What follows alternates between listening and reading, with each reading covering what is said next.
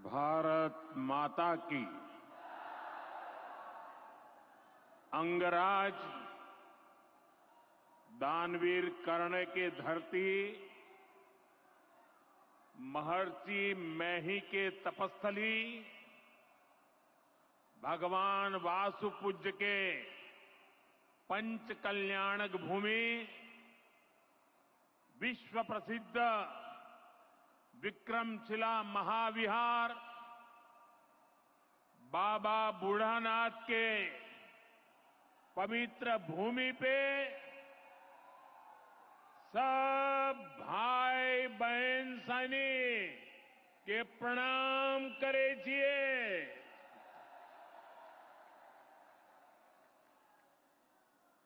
मंच पर विराजमान राज्यपाल श्रीमान आरिफ मोहम्मद खान जी, बिहार के लोकप्रिय एवं बिहार के विकास के लिए समर्पित हमारे लाडले मुख्यमंत्री नीतीश कुमार जी, केंद्रीय मंत्रिमंडल में मेरे सहयोगी शिवराज सिंह चौहान जी, जीतन राम मांझी जी, ललन सिंह जी, गिरिराज सिंह जी,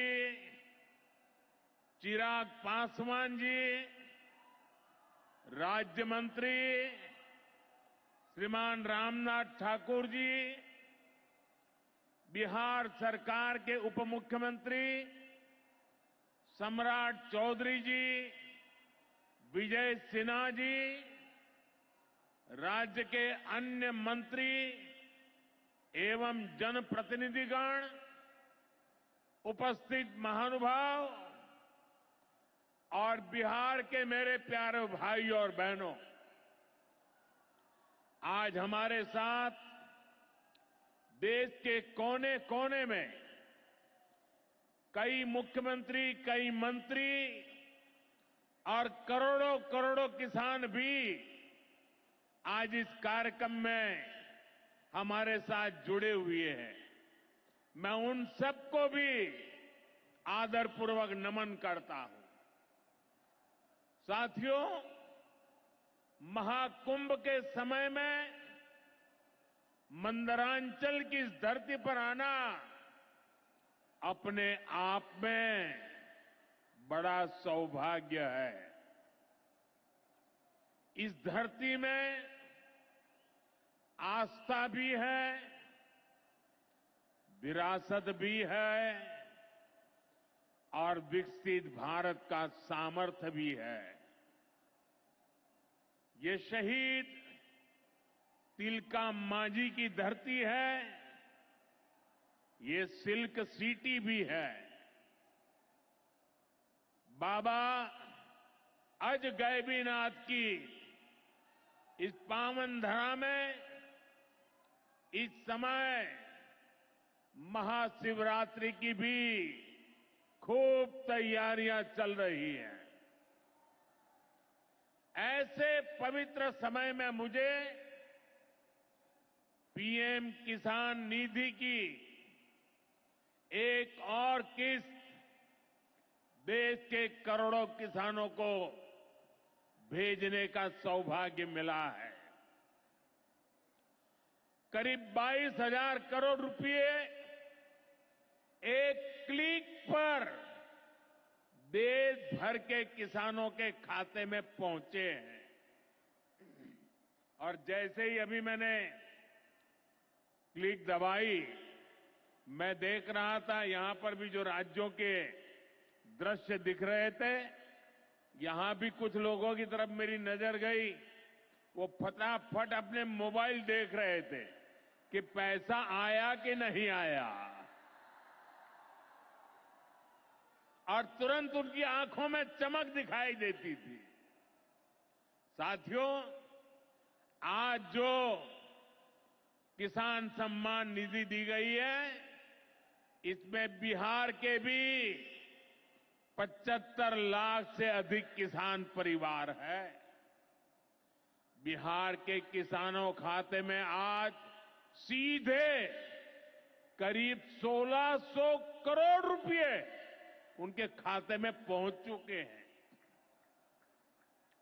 मैं बिहार और देश के सभी किसान परिवारों को बहुत बहुत शुभकामनाएं देता हूं, बधाई देता हूं। साथियों, मैंने लाल किले से कहा है कि विकसित भारत के 4 मजबूत स्तंभ है। ये स्तंभ है गरीब, हमारे अन्नदाता किसान, हमारे नौजवान, हमारे युवा और हमारे देश की नारी शक्ति। एनडीए सरकार चाहे केंद्र में हो या फिर यहां नीतीश जी के नेतृत्व में चल रही सरकार हो, किसान कल्याण हमारी प्राथमिकता में है। बीते दशक में हमने किसानों की हर समस्या के समाधान के लिए पूरी शक्ति से काम किया है। किसान को खेती के लिए अच्छे बीज चाहिए, पर्याप्त और सस्ती खाद चाहिए, किसानों को सिंचाई की सुविधा चाहिए, पशुओं का बीमारी से बचाव चाहिए और आपदा के समय नुकसान से सुरक्षा चाहिए। पहले इन सभी पहलुओं को लेकर किसान संकट से घिरा रहता था। जो लोग पशुओं का चारा खा सकते हैं, वो इन स्थितियों को कभी भी नहीं बदल सकते। एनडीए सरकार ने इस स्थिति को बदला है। बीते वर्षों में हमने सैकड़ों आधुनिक किस्म के बीज किसानों को दिए। पहले यूरिया के लिए किसान लाठी खाता था और यूरिया की कालाबाजारी होती थी। आज देखिए, किसानों को पर्याप्त खाद मिलती है। हमने तो कोरोना के महासंकट में भी किसानों को खाद की कमी नहीं होने दी। आप कल्पना कर सकते हैं कि अगर एनडीए सरकार न होती, क्या होता? साथियों, अगर एनडीए सरकार न होती तो आज भी हमारे किसान भाई बहनों को खाद के लिए लाठियां खानी पड़ती।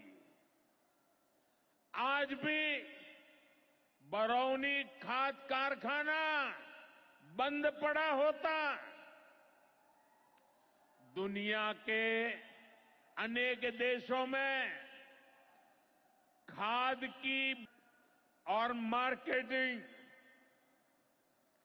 ऐसे हर पहलू में बिहार के मेरे किसानों की मदद करेगा।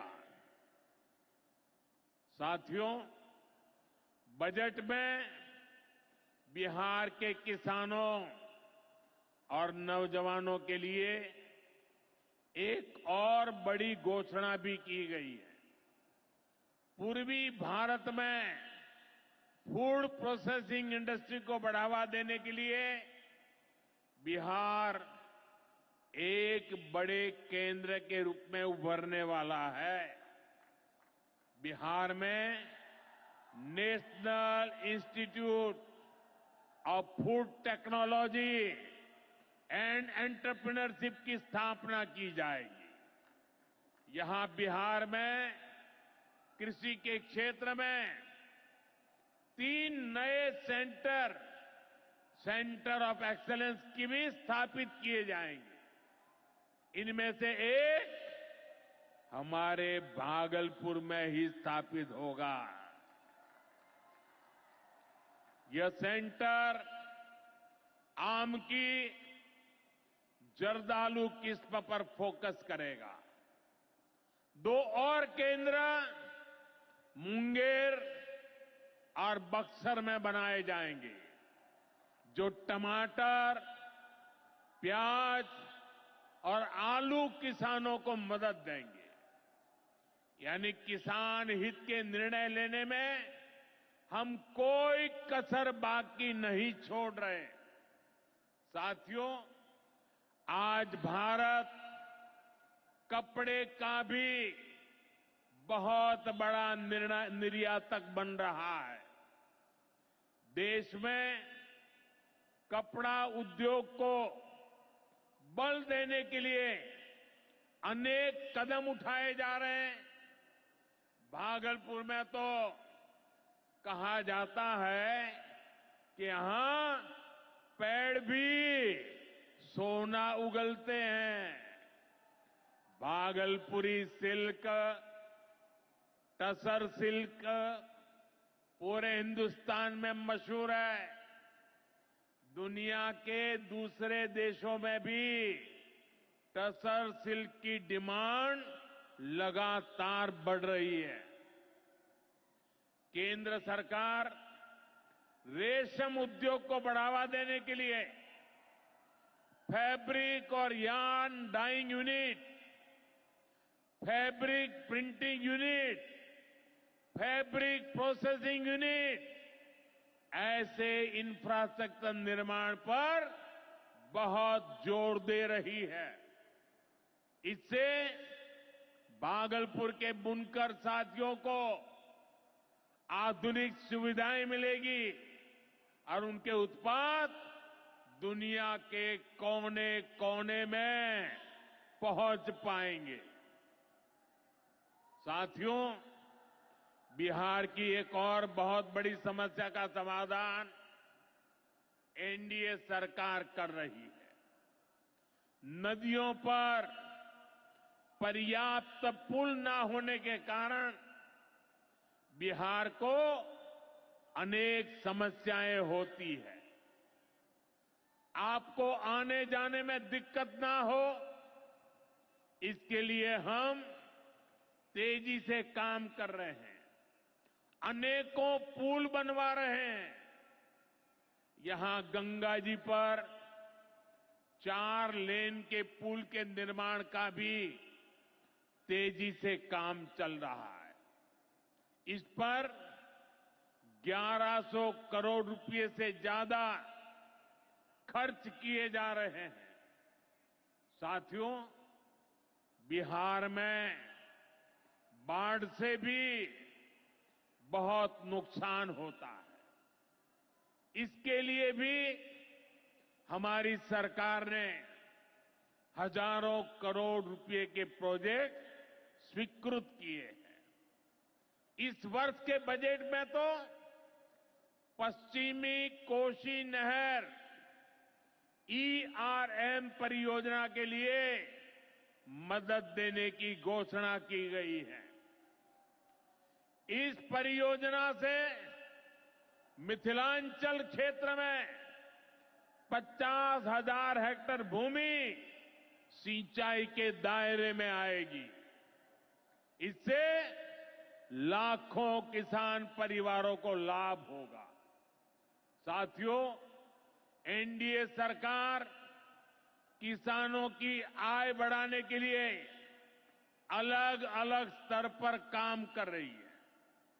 भारत में उत्पादन बढ़े, दलहन और तिलहन में हम आत्मनिर्भर हो, यहां ज्यादा से ज्यादा फूड प्रोसेसिंग उद्योग लगे और हमारे किसानों के उत्पाद दुनिया भर तक पहुंचे। इसके लिए सरकार एक के बाद एक नए कदम उठा रही है। मेरा तो सपना है कि दुनिया की हर रसोई में भारत के किसान का उगाया कोई न कोई उत्पाद होना ही चाहिए। इस वर्ष के बजट ने भी इसी विजन को आगे बढ़ाया है। बजट में एक बहुत ही बड़ी पीएम धन धान्य योजना की घोषणा की गई है। इसके तहत देश के 100 ऐसे जिलों की पहचान की जाएगी जहां सबसे कम फसल उत्पादन होती है। फिर ऐसे जिलों में खेती को बढ़ावा देने के लिए विशेष अभियान चलाया जाएगा। दलहन में आत्मनिर्भरता के लिए मिशन मोड पर काम किया जाएगा। किसान ज्यादा से ज्यादा दालें उगाए, इसके लिए किसानों को प्रोत्साहन मिलेगा। दालों की एमएसपी पर खरीद को और अधिक बढ़ाया जाएगा। साथियों, आज का दिन एक और वजह से बहुत खास है। हमारी सरकार ने देश में 10,000 एफपीओ किसान उत्पादक संघ बनाने का बड़ा लक्ष्य रखा था। आज मुझे ये बताते हुए खुशी है कि देश ने इस लक्ष्य को प्राप्त कर लिया है। आज बिहार की भूमि 10,000वें एफपीओ के निर्माण की साक्षी बन रही है। मक्का, केला और धान पर काम करने वाला ये एफपीओ खगड़िया जिला में रजिस्टर हुआ है। एफपीओ सिर्फ एक संगठन नहीं होता, ये किसानों की आय बढ़ाने वाली अभूतपूर्व शक्ति है। एफपीओ की ये शक्ति छोटे छोटे किसानों को बाजार के बड़े लाभ सीधे उपलब्ध कराती है। एफपीओ के जरिए आज तमाम ऐसे अवसर हमारे किसान भाइयों बहनों को सीधे मिल रहे हैं जो पहले उपलब्ध नहीं थे। आज देश के करीब 30 लाख किसान एफपीओ से जुड़े हैं और बड़ी बात यह कि इसमें करीब 40% हमारी बहनें हैं।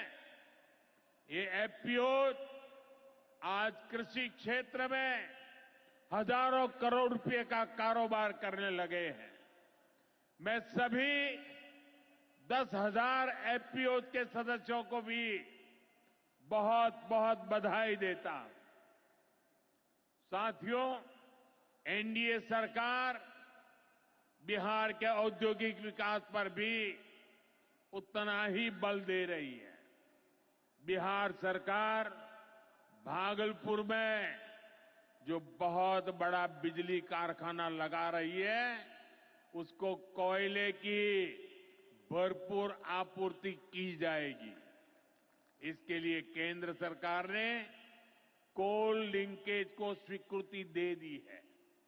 मुझे पूरा भरोसा है कि यहां पैदा होने वाली बिजली बिहार के विकास को नई ऊर्जा देगी। इससे बिहार के नौजवानों को रोजगार के नए अवसर मिलेंगे। साथियों, पूर्वोदय से ही विकसित भारत का उदय होगा और हमारा बिहार पूर्वी भारत का सबसे अहम स्तंभ है। बिहार भारत की सांस्कृतिक विरासत का प्रतीक है। कांग्रेस आरजेडी के लंबे कुशासन ने बिहार को बर्बाद किया, बिहार को बदनाम किया। लेकिन अब विकसित भारत में बिहार का वही स्थान होगा जो प्राचीन समृद्ध भारत में पाटलिपुत्र का था। इसके लिए हम सभी मिलकर निरंतर प्रयास कर रहे हैं। बिहार में आधुनिक कनेक्टिविटी के लिए, सड़कों के नेटवर्क के लिए, जन कल्याण की योजनाओं के लिए एनडीए सरकार प्रतिबद्ध होकर काम कर रही है। मुंगेर से भागलपुर होते हुए मिर्जा चौकी तक करीब 5,000 करोड़ रुपए की लागत से नया हाईवे भी बनाने का काम शुरू हो रहा है। भागलपुर से औंसडीहा तक 4 लेन सड़क को चौड़ा करने का काम भी शुरू होने जा रहा है। भारत सरकार ने विक्रमशिला से कटारिया तक नई रेल लाइन और रेल पुल को भी स्वीकृति दे दी है। साथियों, हमारा ये भागलपुर सांस्कृतिक और ऐतिहासिक रूप से बहुत महत्वपूर्ण रहा है। विक्रमशिला विश्वविद्यालय के कालखंड में ये वैश्विक ज्ञान का केंद्र हुआ करता था। हम नालंदा विश्वविद्यालय के प्राचीन गौरव को आधुनिक भारत से जोड़ने का काम शुरू कर चुके हैं। नालंदा विश्वविद्यालय के बाद अब विक्रमशिला में भी सेंट्रल यूनिवर्सिटी बनाई जा रही है। जल्द ही केंद्र सरकार इस पर काम शुरू करने वाली है। मैं नीतीश जी, विजय जी, सम्राट जी सहित बिहार सरकार की पूरी टीम को बधाई देता हूं। आप इस प्रोजेक्ट से जुड़ी जरूरतों को पूरा करने में तेजी से जुटे हैं। साथियों, एनडीए सरकार भारत की गौरवशाली विरासत के संरक्षण और वैभवशाली भविष्य के निर्माण के लिए एक साथ काम कर रही है। लेकिन ये जो जंगल राज वाले हैं, इनको हमारी धरोहर से, हमारी आस्था से नफरत है।